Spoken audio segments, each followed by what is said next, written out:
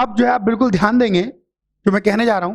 पिछले टर्न पे अपन लोगों ने definite integral as limit of sum की बात की थी कि हर definite integral limit of sum के बराबर होता है, और इस पर बेस मैंने बताया था कि अगर डेफिनेट इंटीग्रेशन को लिमिट ऑफ सम की तरह इवेल्युएट किया जाए, डेफिनेट इंटीग्रेशन को अगर लिमिट ऑफ सम की तरह इवेल्युएट किया जाए तो वह कहलाता है evaluation of definite integration by first principle. जब अपन किसी डेफिनेट इंटीग्रेशन को लिमिट ऑफ सम की तरह इवेल्युएट करते हैं तो वो कहलाता है evaluation of definite integration by first principle.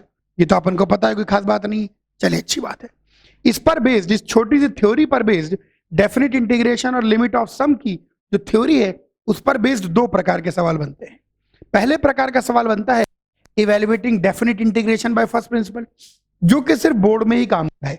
वो मैंने आपको समझा ही दिया था। मैंने क्या समझा दिया था कि अगर इंटीग्रेशन ए टू बी आपके पास अगर एफ एक्स डी एक्स है, integration a to b f x d x है, तो आप इसको लिख सकते हैं limit n approaches infinity b minus a upon n summation r equal to 1 से n f of a plus b minus a into r by n. जब आप किसी डेफिनेट इंटीग्रेशन को ऐसे इवेल्युएट करते हैं तो यह कहलाता है evaluation of definite integration by first principle. यहां तक अपन पहुंच गए थे। तो ये जो छोटी सी थ्योरी लिखी है इस पर बेस्ड दो प्रकार के सवाल बनते हैं। पहले प्रकार का सवाल जो बोर्ड के लिए बनता है, बोर्ड वाले क्या करते हैं, छोटा सा फंक्शन दे देंगे और बोलेंगे फर्स्ट प्रिंसिपल से निकालिए। और दूसरे प्रकार का सवाल बनता है converting limit of sum to definite integral. ये आईआईटी के अंदर आता है। कौन सा आईआईटी के अंदर आता है, ध्यान से देखिए, converting limit of sum to definite integral.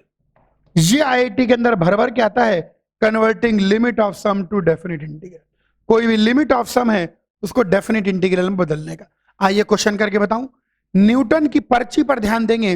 पर्ची मैंने पिछले टर्न पे बताई थी। आइए पर्ची को यहां पर और बना देता हूं।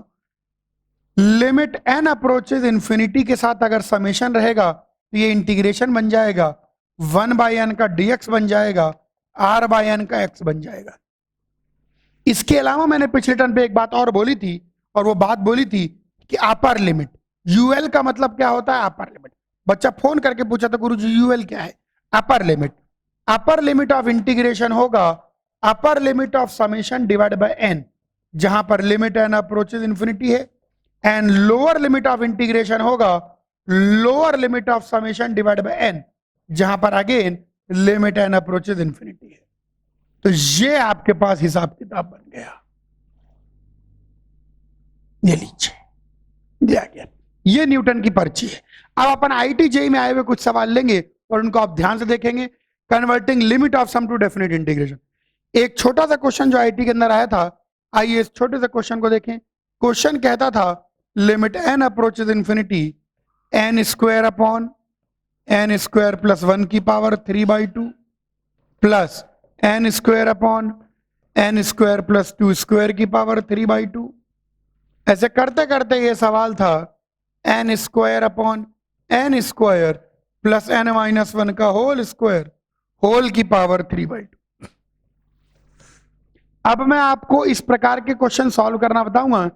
जब भी सीरीज आ जाए, अगर लिमिट के अंदर सीरीज आ जाए, लिमिट के अंदर सीरीज आ जाए, तो मन में सिर्फ दो ही विचार आने चाहिए, सैंडविच का या डेफिनेट इंटीग्रल लिमिट ऑफ सम का। ये समझ लीजिए, अगर लिमिट के अंदर सीरीज आ जाए तो याद करो, एक लिमिट की सीरीज हम लोग सैंडविच थ्योरम से भी सॉल्व करते थे। अगर लिमिट के अंदर सीरीज आ जाए तो मन में दो ही विचार आने चाहिए, या तो सैंडविच का या लिमिट ऑफ सम का। फिलहाल तो लिमिट ऑफ सम। इसके लिए तरीका ये होता है, ऐसे ना लिखें, ऐसे लिखें। सबसे पहले आप इसका जनरल टर्म लिखें। तो इसका जनरल टर्म आपको ऑब्जर्वेशन से लिखना पड़ेगा, n square upon n square plus r square की पावर 3/2। ये जनरल टर्म है, जहां पर आर वेरी कर रहा है 1 से n-1। देखिए आर को 1 रखिए, फर्स्ट टर्म आ रहा है, आर को 2 रखिए, सेकंड टर्म आ रहा है, एंड सो ऑन। और यहां पर लिमिट एन अप्रोचेज इंफिनिटी। सबसे पहले आप उसको समेशन में कन्वर्ट कीजिए। किसमें? समेशन में। अब आपके जीवन का एक ही लक्ष्य बचा है, 1/n बनाना, r/n बनाना। 1/n बना के dx लिखना, r/n बना के x लिखना। यही आपके जीवन का लक्ष्य है। चलिए लक्ष्य प्राप्ति करें तो लिमिट एन अप्रोचेस इन्फिनिटी। मैं क्या सोच रहा हूं, जबरदस्ती यहां से एन स्क्वायर बाहर निकालें।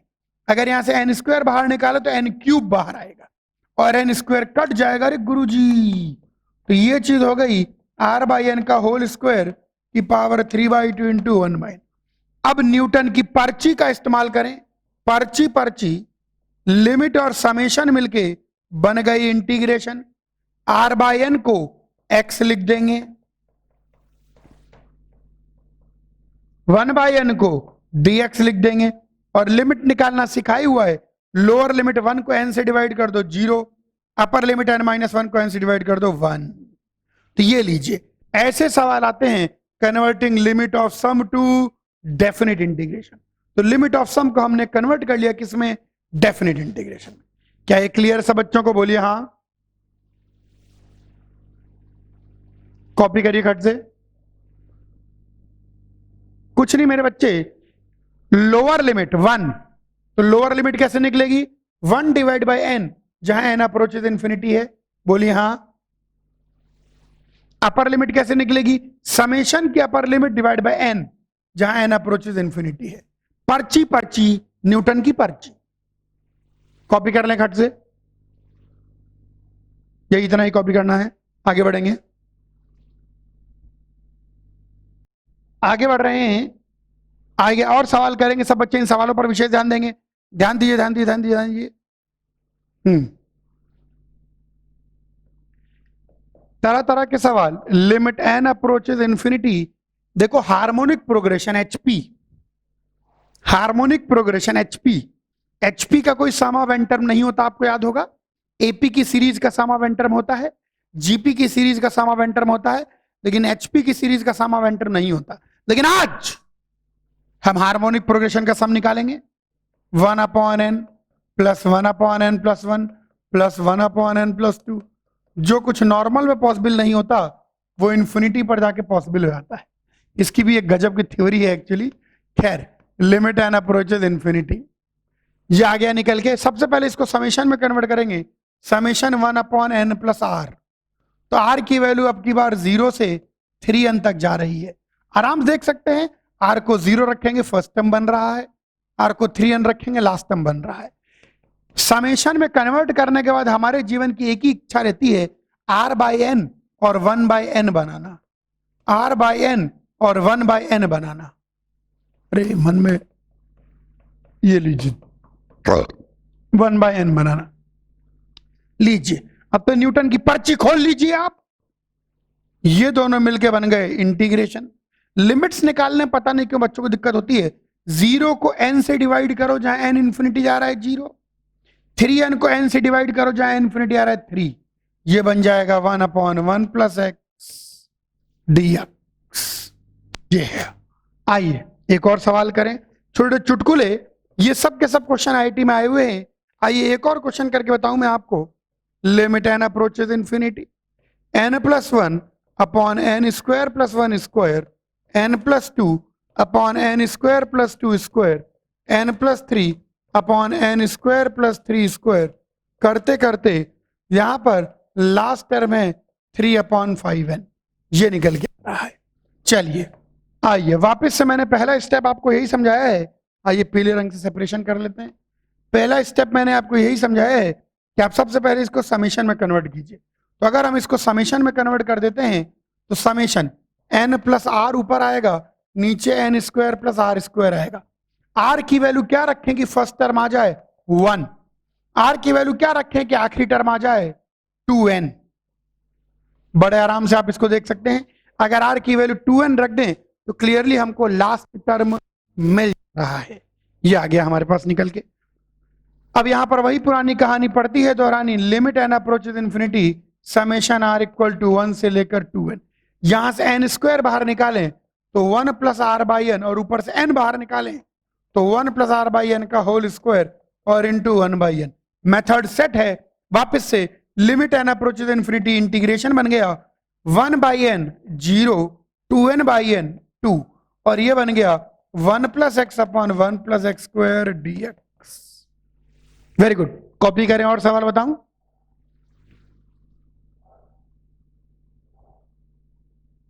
हाँ आइए और सवाल लगाएं इन्हीं थ्योरम्स पर बेस्ड थ्योरी।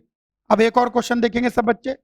डेफिनेट कभी मतलब जैसे ही हमको लिमिट ऑफ सम दिखे, यानी लिमिट के आगे समेशन दिखे, लिमिट के आगे सीरीज दिखे, जैसे ही हमको लिमिट ऑफ सम दिखे आप सीधे सीधे समझ जाइए कहीं ना कहीं इसमें डेफिनेट इंटीग्रेशन तो नहीं आ रहा। लेकिन जब आईटी वालों को ऐसा पता लगा कि बच्चे लिमिट ऑफ सम को देखकर डेफिनेट इंटीग्रेशन सोच लेते हैं, तो उन्होंने एक नए प्रकार का सवाल इन्वेंट किया। इसको देखिए,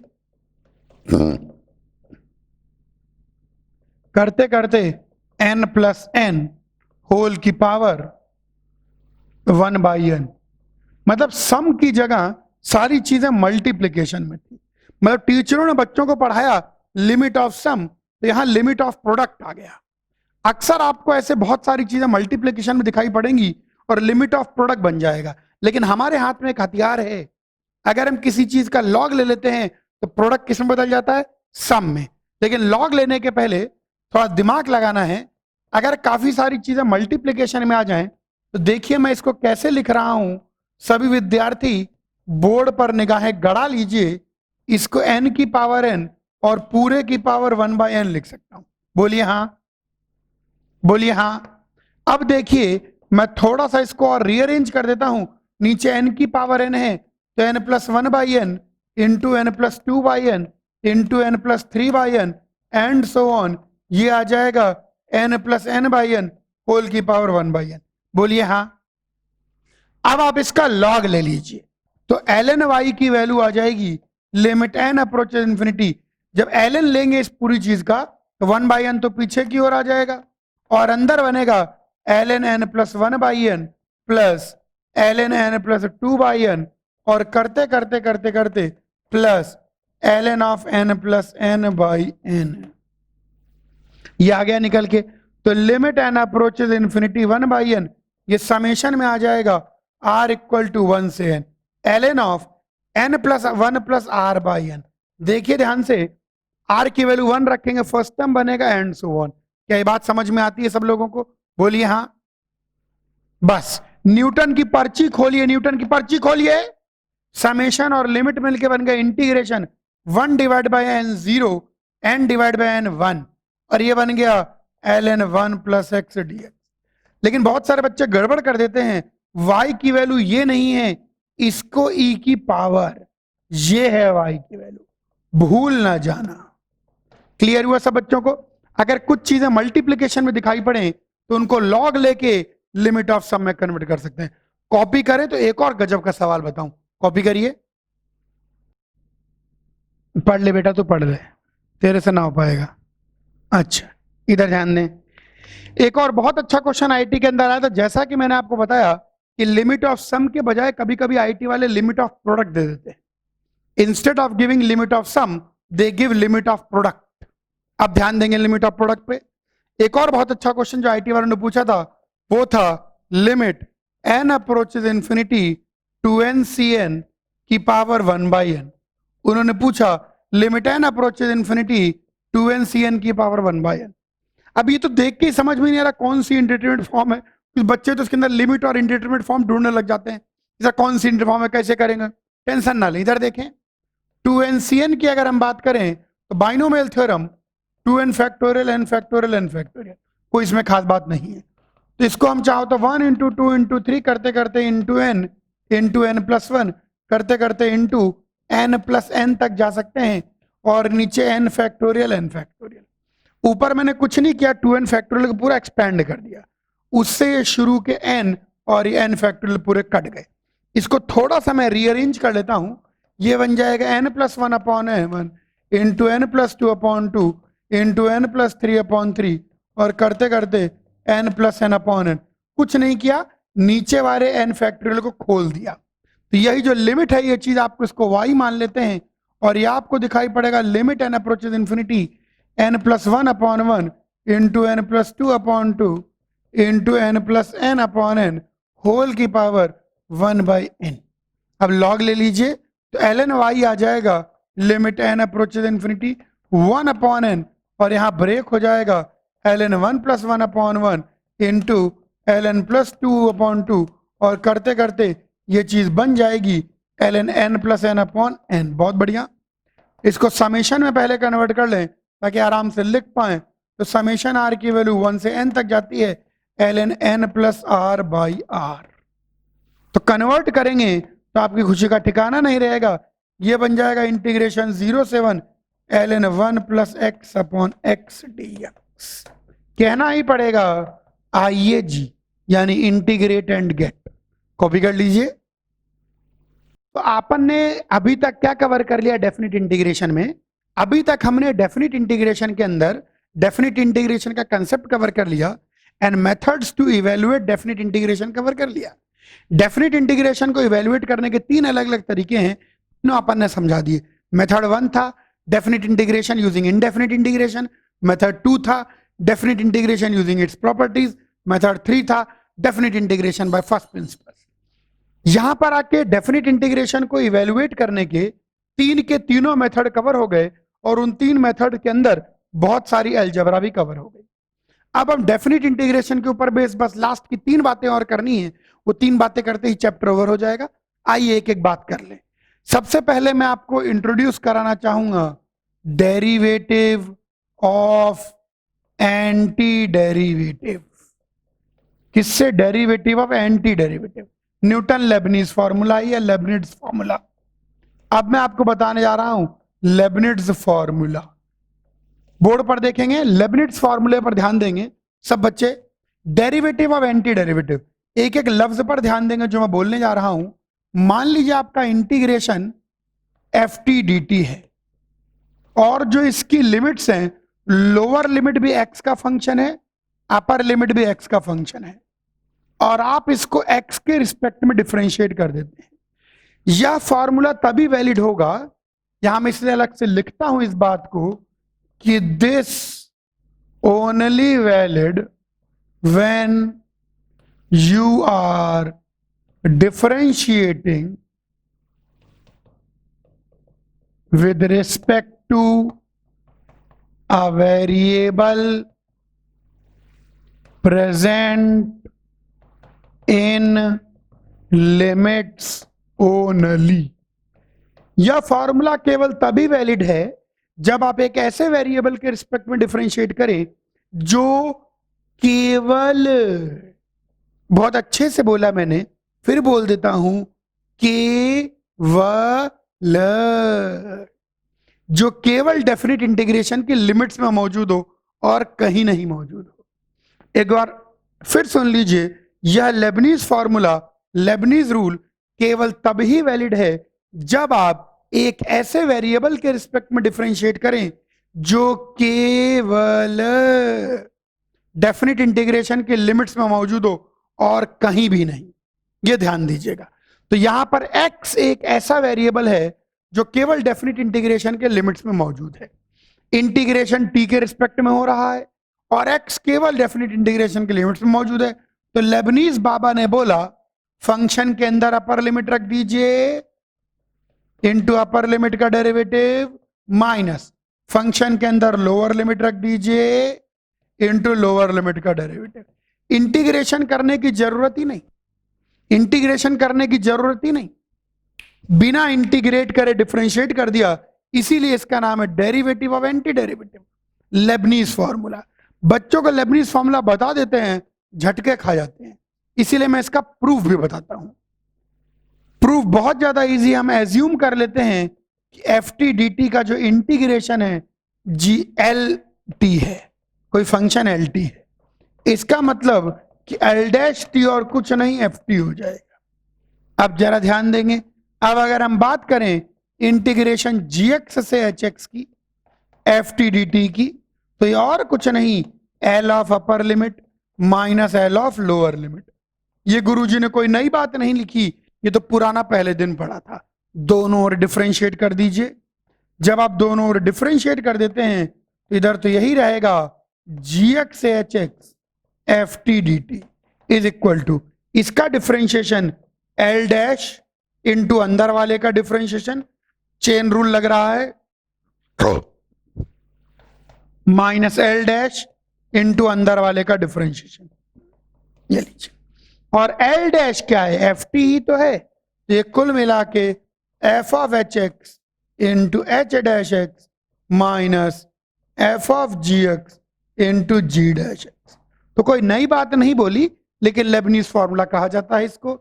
ध्यान रखें, derivative of anti derivative, Lebanese formula. Lebanese formula तभी वैलिड है जब आप एक ऐसे वेरिएबल के रिस्पेक्ट में डिफरेंशिएट करते हैं जो केवल डेफिनिट इंटीग्रेशन की लिमिट्स में है। कॉपी करिए। ये पर्टिकुलर चीज अपन ने सीखी कि बिना इंटीग्रेट करे भी हम डिफरेंशिएट कर सकते हैं। इसके अंदर एक छोटी सी बात आप पकड़िए जो मैं समझाना चाहता हूं कि यानी अगर कोई नॉन इंटीग्रेबल फंक्शन है, अब आप बोलेंगे नॉन इंटीग्रेबल क्या होता है, तो चैप्टर के अंत में मैं नॉन इंटीग्रेबल फंक्शन की लिस्ट लिखाऊंगा, जो कि ध्यान रखनी है आपको कि ये फंक्शन का इंटीग्रेशन संभव नहीं है। तो अगर मान लीजिए नॉन इंटीग्रेबल फंक्शन है तो भी आप उसको डिफरेंशिएट कर सकते हैं, क्योंकि इंटीग्रेट करने की जरूरत ही नहीं होती। इस पर बेस्ड कुछ बहुत अच्छे अच्छे सवाल आते हैं, रियली बहुत अच्छे अच्छे सवाल।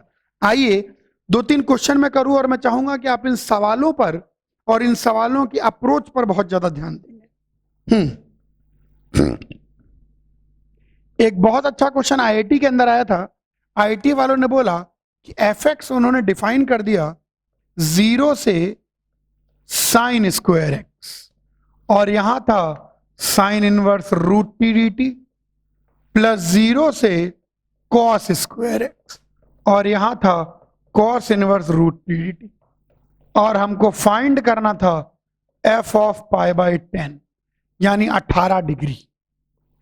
कुछ बच्चों ने तो कोशिश भी की, साइन 18 डिग्री वैल्यू रखी, थोड़ी देर ट्राई किया, फिर धीरे से मुस्कुराए, अगले क्वेश्चन पर आ गए।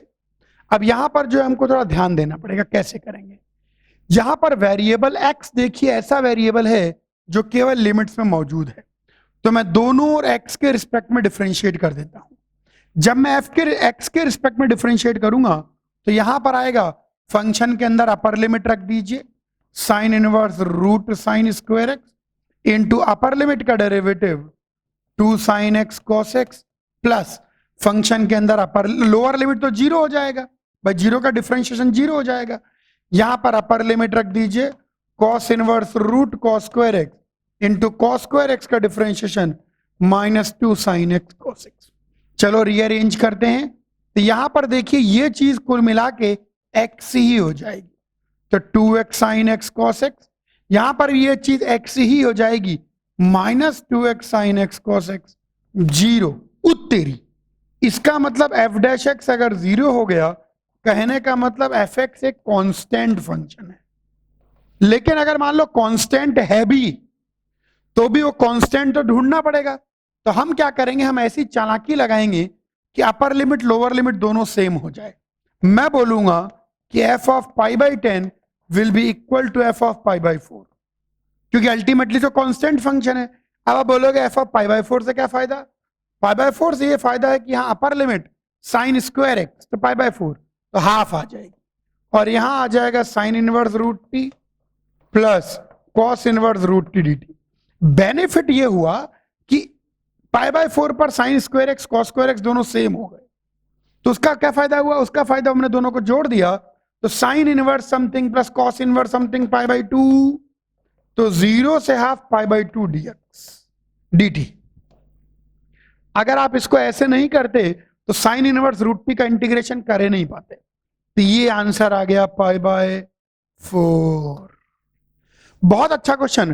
पहले हमने इसके डेरिवेटिव से ये साबित किया कि यह एक कांस्टेंट है, फिर इस तथ्य का फायदा उठाया कि जो value F of pi by 10 की आएगी वही value F of pi by 4 की आएगी। पाई बाई 4 को जानबूझ के इसलिए लिया ताकि अपर लिमिट लोअर लिमिट दोनों की सेम हो जाए, तो अंदर वाली चीजें ऐड हो जाएं, और दिख रहा है sign inverse something plus cos inverse something pi by 2। Copy कर लीजिए। एक दो थोड़े डिफरेंशिएशन के सवाल लें, फिर इसके एप्लीकेशन देखें। एक छोटा सा क्वेश्चन और हम लेने जा रहे हैं कि कैपिटल जी एक्स आपको दे रखा है इंटीग्रेशन 2 से x square d t upon 1 plus root t, और हमको बोला जा रहा है फाइंड जी डैश 9। आइए चुन्नू सा सवाल है। जी डैश एक्स की बात करें तो फंक्शन के अंदर अपर लिमिट रख दीजिए, तो 1/1 प्लस रूट एक्स स्क्वायर बन जाएगा, इंटू अपर लिमिट का डिफरेंशिएशन 2x, यानी जी डैश एक्स की वैल्यू आ गई 2x/1 प्लस मॉड एक्स। जी डैश 9 निकालना है, x की जगह 9 रख दीजिए, तो 2 इंटू 9/1 प्लस 9, ये आ गया जी डैश 9। कोई विशेष बात नहीं, कोई खास बात नहीं। आइए एक और क्वेश्चन, थोड़ा डिफरेंशिएशन को और आगे बढ़ाते हुए।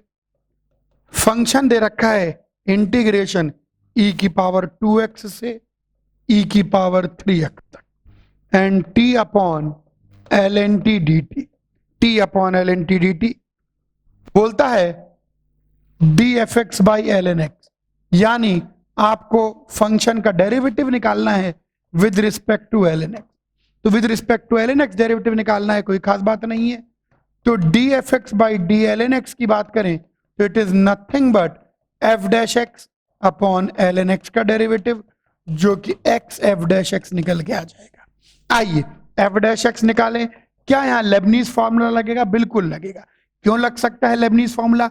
इसलिए लग सकता है लेबनीज फॉर्मूला कि जिस वेरिएबल के रिस्पेक्ट में डिफरेंशिएट कर रहे हैं वो वेरिएबल केवल लिमिट में है।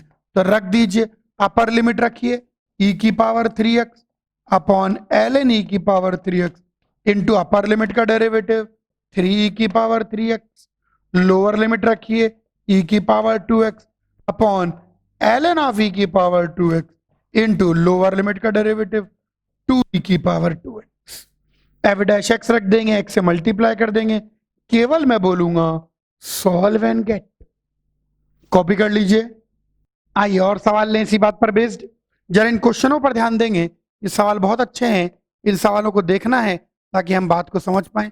एक छोटा सा क्वेश्चन और आया था, x की वैल्यू दे रखी थी 1 से t square root z sine z dz, and y की वैल्यू दे रखी थी रूट t से 2 z square cos z square dz, और हमको फाइंड करना था dy बाई dx। यहां पर थोड़ा सा आप देखिए, x भी t का फंक्शन है। अब आप बोलोगे सर t का कैसे फंक्शन है? t का भैया ऐसे फंक्शन है कि जब आप इसको इंटीग्रेट कर लोगे तो z का फंक्शन आएगा, इसका जो भी इंटीग्रेशन आएगा, लेकिन z को आप t रख दोगे तो पूरी चीज में केवल t दिखाई पड़ेगी। देखो y भी केवल t का फंक्शन है, क्योंकि जब आप इसको इंटीग्रेट कर लेंगे, जब आप इसको इंटीग्रेट कर लेंगे तो इसको इंटीग्रेट कर लेने के बाद ये पूरी चीज केवल z की आ जाएगी, तो रूट t रख देंगे। आइए तो यहां पर हमको parametric differentiation dy by dx का मतलब हो गया dy upon dt whole divide by dx by dt। y भी t पर डिपेंड करता है तो y को भी t के रिस्पेक्ट में डिफरेंशिएट करेंगे, और x भी t पर डिपेंड करता है तो x भी t के रिस्पेक्ट में डिफरेंशिएट करेंगे। और खास बात यह है y को भी t के रिस्पेक्ट में और x को भी t के रिस्पेक्ट में। चलिए y को t के रिस्पेक्ट में अगर डिफरेंशिएट करते हैं तो अपर लिमिट रखेंगे तो 0 हो जाएगा, लोअर लिमिट रखिए तो t cos t into lower limit का derivative 1/2 root t whole divide by dx by dt की बात करें, अपर लिमिट रख दीजिए t स्क्वायर का root into sine of t square into t square का डेरिवेटिव, और लोअर लिमिट 1 का डेरिवेटिव तो 0 आ जाएगा। सिंप्लीफाई कर सकते हैं, कोई खास बात नहीं है। Minus t cos t 2 root t, यहां मॉड टी आएगा, गड़बड़ मत करना, इंटू 2t तो यहां 4 कर लीजिए, t से t, ये 2t से t काट सकते हैं तो यहां 4 आ जाएगा, तो ये t भी कट जाएगा और ये भी कट जाएगा, तो यहां 4 आ जाएगा into sine of t square.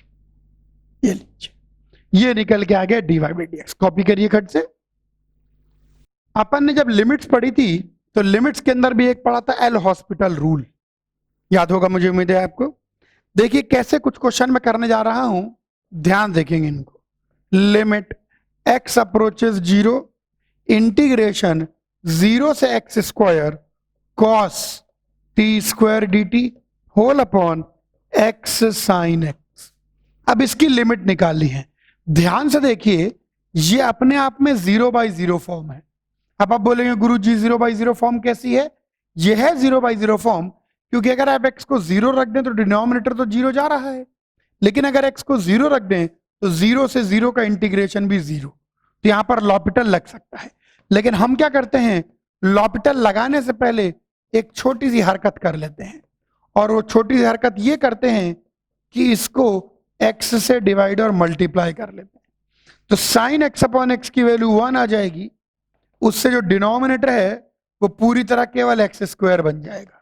Board पर देखें, बोर्ड पर देखें, अगर लिमिट्स के अंदर डेफिनेट इंटीग्रेशन आ गया, अगर लिमिट्स के अंदर डेफिनेट इंटीग्रेशन आ गया तो समझ लीजिए लॉपिटल विद लेबनीज लगेगा। अब आप इस पर लॉपिटल लगाइए। जब लॉपिटल लगाते हैं तो मैंने पहले ही बोला है कि आप किसके रिस्पेक्ट में डिफरेंशिएट करते हैं, जो वेरिएबल 0 जा रहा हो, यानी जिस वेरिएबल पर लिमिट हो। तो यहां पर न्यूमरेटर भी x के रिस्पेक्ट में डिफरेंशिएट होगा, 0 से x square cos t square dt, और ये भी x के रिस्पेक्ट में डिफरेंशिएट होगा x स्क्वायर। ध्यान रखना, जब आप लॉपिटल लगाते हैं तो न्यूमरेटर और डिनोमिनेटर दोनों के दोनों ही लिमिटिंग वेरिएबल के रिस्पेक्ट में डिफरेंशिएट होते हैं, उस वेरिएबल के रिस्पेक्ट में डिफरेंशिएट होते हैं जिस वेरिएबल पर लिमिट लगी हो। चलिए आगे बात करते हैं। तो यहां पर यह चीज आ जाएगी लिमिट x अप्रोचेस 0।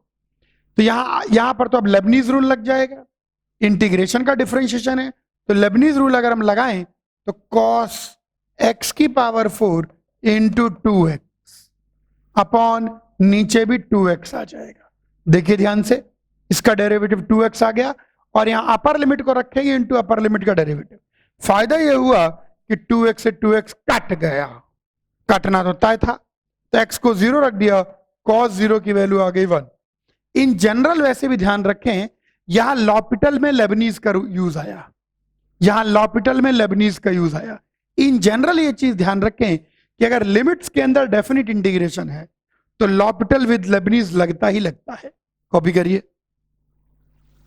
यहां पर देखिए, अगर लिमिट के क्वेश्चन के अंदर डेफिनेट इंटीग्रेशन आ जाए, अगर लिमिट के क्वेश्चन के अंदर डेफिनेट इंटीग्रेशन आ जाए तो इस बात पर ध्यान देंगे। आइए और देखते हैं जरा सा। आइए एक और बहुत अच्छा क्वेश्चन, इस क्वेश्चन को और देखें। लिमिट x अप्रोचेस 0 इंटीग्रेशन 0 से x इंटू ई की power t square dt whole upon 1 minus e की पावर x स्क्वायर। अब यहां पर अगर अपन देखें ध्यान से तो 1 माइनस ई की पावर x स्क्वायर, यहां पर भी यही करेंगे। एक तो इंटीग्रेशन किसके रिस्पेक्ट में है, t के रिस्पेक्ट में है। जिसके रिस्पेक्ट में इंटीग्रेशन होता है, जिस वेरिएबल के रिस्पेक्ट में इंटीग्रेशन होता है, उस वेरिएबल के अलावा बाकी सब कांस्टेंट होता है। तो उस वेरिएबल के अलावा अगर बाकी सब कांस्टेंट होता है तो x को आप बाहर निकाल लीजिए, e की पावर t स्क्वायर dt। यहां नीचे में से हम क्या करते हैं, माइनस साइन को बाहर निकालते हैं और x स्क्वायर से डिवाइड और मल्टीप्लाई कर देते हैं। बेनिफिट क्या हुआ, बेनिफिट यह हुआ कि स्टैंडर्ड लिमिट का यूज कर सकते हैं। e की पावर 0 माइनस 1 अपॉन सेम 0, बेहतरीन 1 निकल के आ गया, और स्क्वायर से एक x कट गया। यहां पर मैं एक बार फिर से आपका ध्यान केंद्रित करना चाहूंगा कि जिस वेरिएबल के रिस्पेक्ट में इंटीग्रेशन होता है, उस वेरिएबल के अलावा बाकी सब कुछ कांस्टेंट होता है। तो चलिए, यहां पर इतनी सारी बातें करने के बाद लिमिट x अप्रोचेस 0 इंटीग्रेशन 0 से x e की power t square dt upon x। अब क्लियरली हम देख सकते हैं लॉपिटल एल हॉस्पिटल रूल लगा सकते हैं। जब हम लॉपिटल लगाएंगे तो न्यूमरेटर और डिनोमिनेटर को उस वेरिएबल के रिस्पेक्ट में डिफरेंशिएट करा जाता है जिस वेरिएबल पर लिमिट लगी होती है। तो यहां लिमिट कौन से वेरिएबल पर लगी, x पर लगी है। थोड़ा धीरे धीरे करके बता रहा हूं क्योंकि आप शायद पहली बार कर रहे हैं। तो इसको डिफरेंशिएट ऊपर वाले को भी हम x के रिस्पेक्ट में ही करेंगे और नीचे वाले को भी हम डिफरेंशिएट x के रिस्पेक्ट में ही करेंगे। ऊपर क्या लेबनीज रूल लग सकता है, बिल्कुल लग सकता है, क्योंकि लेबनीज रूल तब लग जाता है जब आप एक ऐसे वेरिएबल के रिस्पेक्ट में डिफरेंशिएट करें जो वेरिएबल केवल लिमिट्स में हो। तो यहां पर आपके पास limit x approaches 0, upper limit रख दीजिए इंटू अपर लिमिट का डेरिवेटिव अपॉन 1। x को 0 रखेंगे, लिमिट निकल के आ जाएगी 1। कॉपी कर लीजिए ना, माइनस साइन तो हमारा रह ही गया, हम खुशी के मारे, तो आंसर आएगा -1। जो डेफिनेट इंटीग्रेशन का अभी अपन ने डिफरेंशिएशन देखा, उसका यूज एक खास तरीके से भी कर सकते हैं। बोर्ड पर 2-3 और सवाल देखिए जो कि इस डेफिनेट इंटीग्रेशन का जो डेरिवेटिव है यानी लेबनीज रूल है, लेबनीज रूल का एक और यूज देखिए ध्यान से। आइए क्वेश्चन करते हैं लेबनीज रूल के एक और यूज पर। क्वेश्चन बड़ा ही सिंपल सा है। क्वेश्चन कहता है f of x की power 101 is equal to 1 plus integration 0 से x f t d t. ये देखिए यहां पर एक फंक्शन दे रखा है एफ एक्स। इस प्रकार की इक्वेशन को कहते हैं इंटीग्रल इक्वेशन। जैसे एक डिफरेंशियल इक्वेशन होती है, डिफरेंशियल इक्वेशन में जो अननोन फंक्शन है वो डेरिवेटिव में फंसा होता है, वैसे ये इंटीग्रल इक्वेशन है, अननोन फंक्शन इंटीग्रेशन के अंदर फंसा हुआ है और हमको वैल्यू निकालनी है। छोटी सी वैल्यू पूछी गई है, फाइंड एफ ऑफ 101 की पावर 100।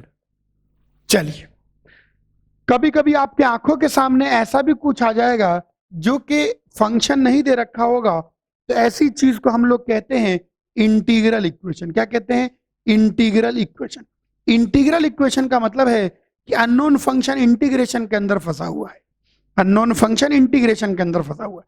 चलिए देखिए इंटीग्रल इक्वेशन को दोनों ओर डिफरेंशिएट कर दें तो इधर आपके पास आ जाएगा 101 इंटू एफ की power 100x into f dash x, और इधर अगर बात करें तो यहां पर आपके पास एफ एक्स आ जाएगा। बेसिकली एफ एक्स एक कट जाएगा यहां से, तो यहां पर आ जाएगा 101 एफ की power 99x into f dash x equal to 1। ये चीज निकल के आ गई। कभी भी ऐसा आ जाए, कभी भी ऐसा आ जाए तो एफ डैश एक्स को आपको सब्सटीट्यूट करना है dy by D x, F x को सब्सटीट्यूट करना है y, और जो इंटीग्रल इक्वेशन थी वो बन जाएगी डिफरेंशियल इक्वेशन। तो यहां आ गया 101 y की power 99 dy is equal to dx। चलिए इंटीग्रेट कर दीजिए तो 101 y की पावर 100 अपॉन 100 और dx का integration x plus c. Constant of integration भूलना नहीं है, माथे पे चोट लगे सब कुछ भूल जाएं, डॉक्टर पूछे कुछ याद है तो बताएं कांस्टेंट ऑफ इंटीग्रेशन, तो समझ जाएगा एएस सर के स्टूडेंट हैं। 100 अपॉन 101 x प्लस सी, तो यहां पर f की पावर 100x की वैल्यू पता लग गई। अब सुनो ध्यान से, कांस्टेंट ऑफ इंटीग्रेशन हमेशा ओरिजिनल इक्वेशन से ही निकाला जाता है। ओरिजिनल इक्वेशन में मैं अगर x को 0 रख दूं, देखिए 0 से 0 का इंटीग्रेशन 0, तो f ऑफ 0 की पावर 101 इज 1, तो f ऑफ 0 की वैल्यू 1 आ गई।